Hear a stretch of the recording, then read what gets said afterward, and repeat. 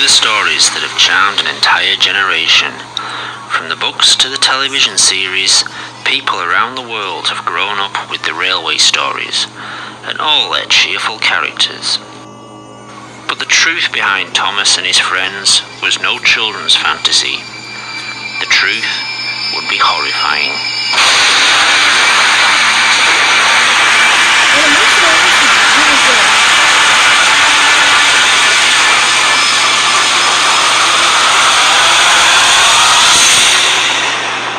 It is 1945, and the remote island of Sodor, off the northwest coast of England, has emerged from the fog of World War II, relatively unscathed and untouched. The island served as a detention camp for Germans living in England. That's how Professor came to be here. Professor Wilhelm Goetze was born in 1903 in Munich, Germany. A doctor in biology, he became a prominent advisor to the ruling party in the 30s. Wenn älteren Jahrgänge noch bangen werden könnten, die Jugend ist uns verschrieben und verfallen mit Leichtigkeit. In 1939, as war escalated, he, his wife Olga, and 4-year-old son Hans fled the country.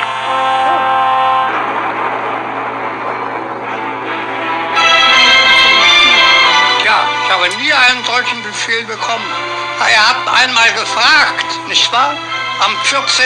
Mai 1942 war der Großadmiral Räder und ich bei ihm. That's what he wanted people to believe. The fact is, his experiments were hard to stomach even for his own people. In truth, he had become a prominent figure in the government, but as his work progressed, questions and objections had been raised in the higher echelons of the Reich. His work with genetics and DNA was truly pioneering, the cracking and manipulating of the human genome. What Professor Goetze was most successful in, however, was keeping his history a secret until his death. In an attempt to gain favour among the German hierarchy, Wilhelm Goetze was at the forefront of the government's most fanatical policies. In 1938, he was influential in instigating the infamous Sajmelnacht, the Night of Sawdust. But, as his experiments advanced, he became a much less popular figure and soon feared for his and his family's lives. As soon as he escaped to England, he was banged up here. But the locals were nice to him. There was no hostility, and many of them chose to live here after the war. Following their release, Professor Goetze, Olga and young Hans chose to remain. After studying under his father, Hans left at the age of 18 and went to university on the mainland, studying biology and engineering, writing several pioneering papers about genetics and the splicing of DNA with mechanical implants. He called it biofusion, the technique of manipulating genetic material to splice with mechanical attachments. However, much like his father, the British government became more and more concerned with Hans Goetze's proposals. So he was forced to seek financial backing from home. His dad left Germany with quite a few bob, so Hans came back. He saw our little island as some sort of refuge where he could work in peace. Soon every nutcase and eccentric was coming over.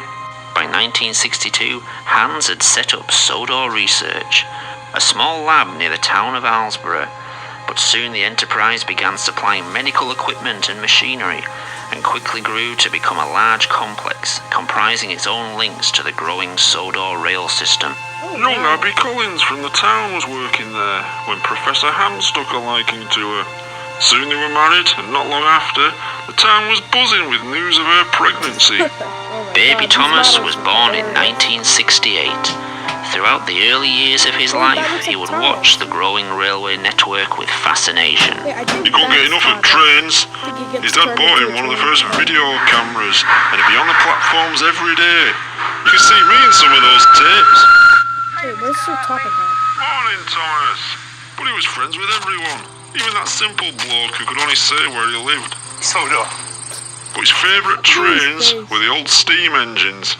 Steam engines were a dying art on the British mainland, but Hans also had a fondness for them, much like his son, and liked to keep them running for our purposes, taking orders from the labs to the growing docks.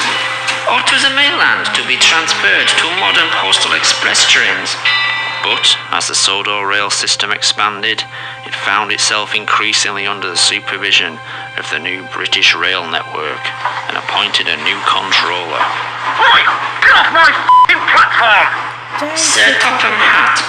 Born into money, he took his ridiculous name to heart and started wearing a top hat all the time. Of course, the islanders had a different name for him. Fat b***ed. You've never met such a cold-hearted as him. He banned all steam engine volunteers and cut most of rail employees. Shut down the branch line and the smaller stations. He was happy to let the railway rust away, just like they did to main line. But the fortunes of the railway were about to take a profitable turn, a stroke of luck for the island that would result from tragedy. Come on, we're gonna be late. What's the time? Thomas, get moving. Young Thomas loved following the railway. He'd be out all the time, hoping to catch a new train on his camera. 11:45's coming through soon. You won't wait for us. Unfortunately, he didn't take as much notice of the safety signs. I'm not being late again. Have we missed it yet? Wait for the 11:45. Never mind the 11:45. It must be late again. Thomas, come on. It's always held up.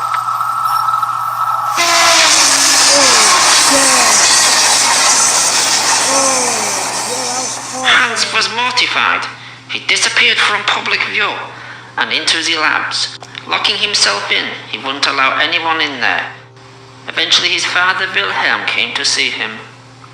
In a few days, a major laboratory had been locked down, followed by an engine maintenance shed, which was to become off-limits to all. All production was shut down, orders weren't met, but the two Professor Goetzes didn't care. More and more equipment was being delivered daily, but no one was allowed in Shed 17. Questions started being asked on Sodor. Where were the Goetzes? Would there be no funeral for young Thomas? And where was the body? They'd arranged for Thomas to be transferred to a mainland hospital. He'd been taken to the complex but was never moved by rail. We all assumed the obvious, he was still in lab. But if Thomas was there, was he still alive? And what was the purpose of keeping him at the complex? Almost a year after the accident, the doors of Sodor Research were reopened. In an open invitation to the people of the island, Thomas rolled out of Shed 17. Took me a moment to realise what it was I was looking at. When he looked at me and said, Hiya, Mr. Hartley. it dawned on me what Hans Goetzer and his dad had done. One woman passed out as Thomas smiled at us. I had to run off around the side of the shed. Hey, are you alright, Keith? As news spread across the country, the world's media rushed to Sodor Island. They kept trying to interview me. I became a bit of a celebrity. Controversy on Sodor Island. Questions asked about science ethics. It's fair to say I was pretty nervous at times, Joined now by Keith Hartley. but I think I put on a brave face. What did you think when you first came to meet Thomas the Tank Engine?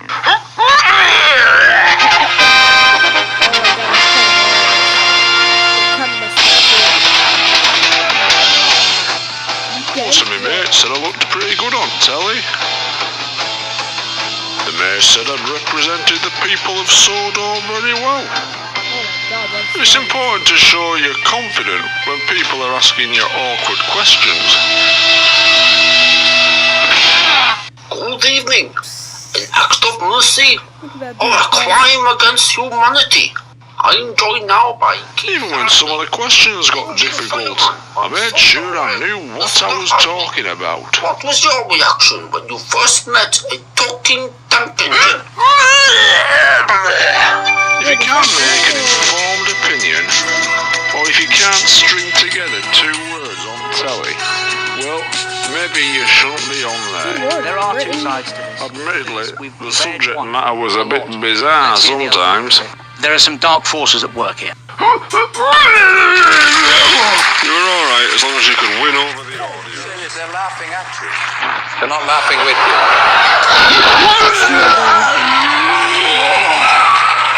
The Goetze family refused to answer any questions. Behind closed doors, the only question they agreed to answer had been asked repeatedly. Would Thomas work on the railway? The response was an emphatic no.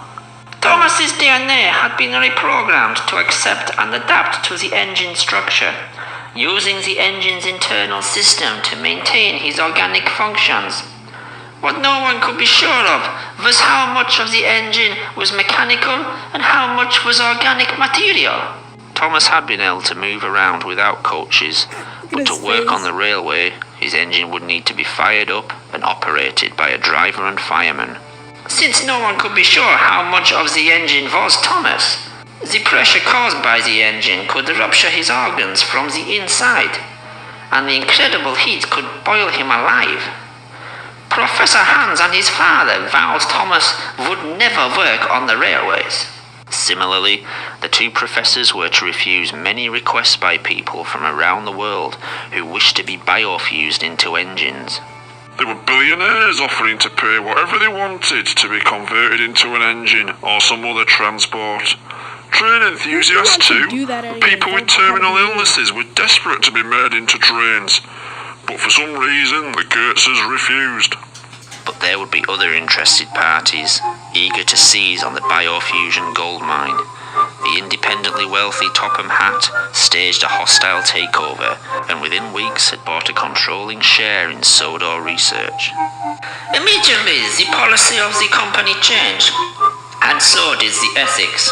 The medical supply wing was shut down, and work began on mass biofusion experiments and operations. Anyone who could afford it, some handing over their whole fortunes, were turned into engines. But, along with the new policy, there would be worse to come. Biofused engines would be allowed, then obliged, to work on the railways. The first one we fired up was James. He didn't have the money some of these people had, and so agreed to basically sign his life away if they wanted to experiment further, or to take massive risks like this.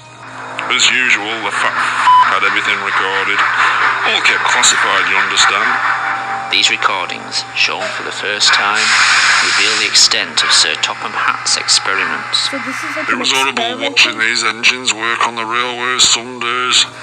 But the tourists wanted to see it. They expected it. And for me, it was work. But, with the new engine's increasing work schedule, came more and more accidents. Edward was first to have problems. He'd been filming all day for the new TV series they'd announced, and for his last scene, he had to pull into Wellsworth Station and whistle to the kids on the platform. Beep, beep, whistled Edward. Thank you very much. Sadly, this was only the first in an increasing number of incidents. Harold had an obsession with aircraft and had paid to become a helicopter. The operation had gone well, but we had to ban him. Alright guys, so that's it for right now. I'll make a part 2 soon. So if you guys enjoyed the video, like, subscribe, probably do more reaction vids now. So I guess I'll see you guys next time. Peace.